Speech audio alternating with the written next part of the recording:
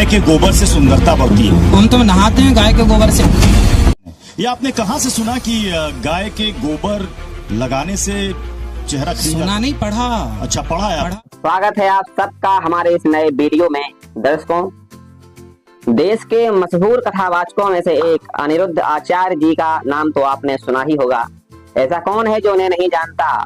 अगर इस देश में अंधविश्वास और पाखंडवाद फैलाने वालों की सूची बनाई जाए तो अनिरुद्ध आचार्य का नाम सबसे ऊपर आएगा, क्योंकि ये ऐसे ऐसे बयान देते हैं, लगता है कि इस देश के भोले भाले लोगों को व्यासपीठ पर बैठ करके अंधविश्वास और पाखंडवाद का पाठ पढ़ा रहे।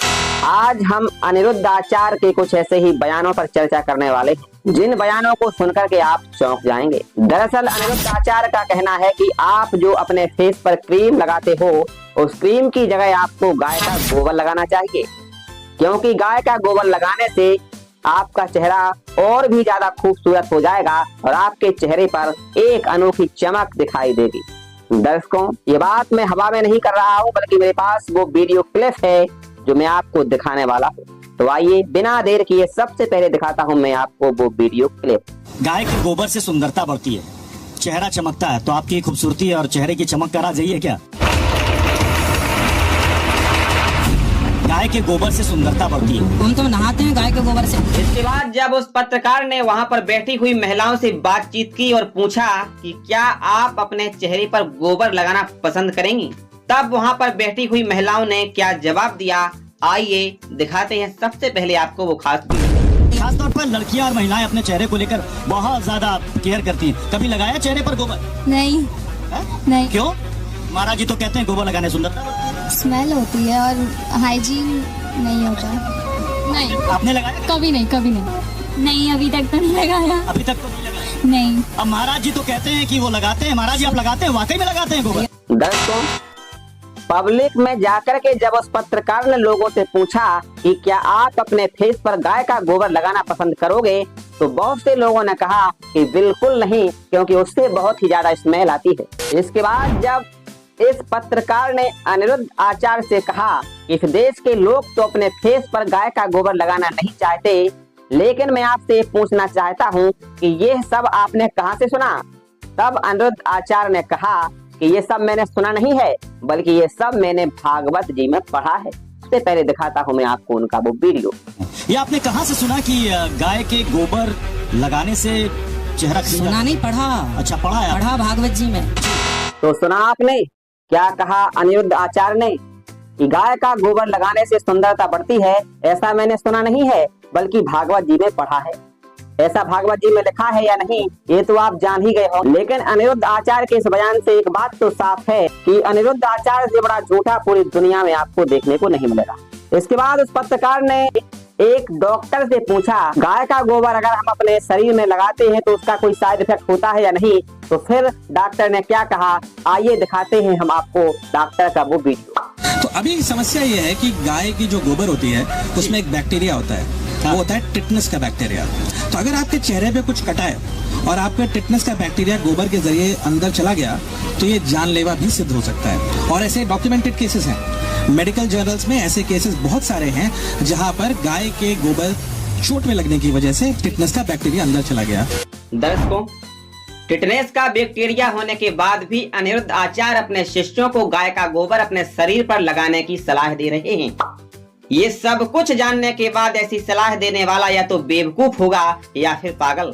ये बात मैं इसलिए बोल रहा हूँ क्योंकि एक बार उन्होंने व्यासपीठ पर बैठ करके ऐसे ही एक पागलपंती का बयान दिया था। वो बयान ये था कि जिस किसी महिला को बच्चे न होते हों उसको बच्चे ऐसे हो जाएंगे। इन्होंने एक फॉर्मूला बताया था। आखिरकार क्या था वो फॉर्मूला, मैं इस वीडियो के माध्यम से आपको बताने वाला हूँ। दर्शकों, अनिरुद्ध आचार्य ने कहा था कि जिस महिला के बच्चे न होते हों वो सबसे पहले किसी गाय को अनाज खिलाए। इसके बाद जो गाय गोबर करेगी तो उस गोबर में वो अनाज निकलेगा।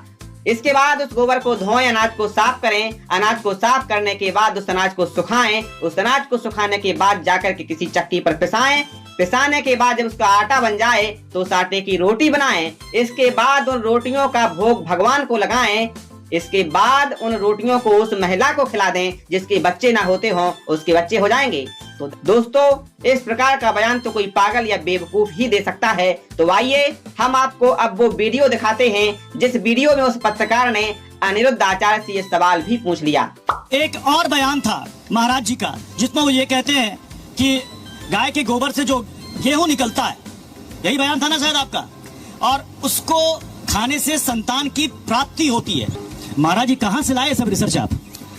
रघुवंशम पढ़ा है आपने? नहीं पढ़ी है। जब इस पत्रकार ने अनिरुद्ध आचार्य से पूछा कि इस प्रकार की रिसर्च आप कहां से लाते हो, तब अनिरुद्ध आचार्य ने कहा कि आपने रघुवंशम पढ़ा है, आप रघुवंशम पढ़ो, रघुवंशम में ऐसा लिखा है। तो दर्शकों मैं आपको बता दूं कि रघुवंशम महाकवि कालिदास के द्वारा लिखा गया है और रघुवंशम के इस छोर से लेकर के उस छोर तक कहीं पर भी ये फॉर्मूला नहीं लिखा है। इस बात से सिद्ध है कि अनिरुद्ध आचार्य से बड़ा झूठा पूरी दुनिया में कोई नहीं है।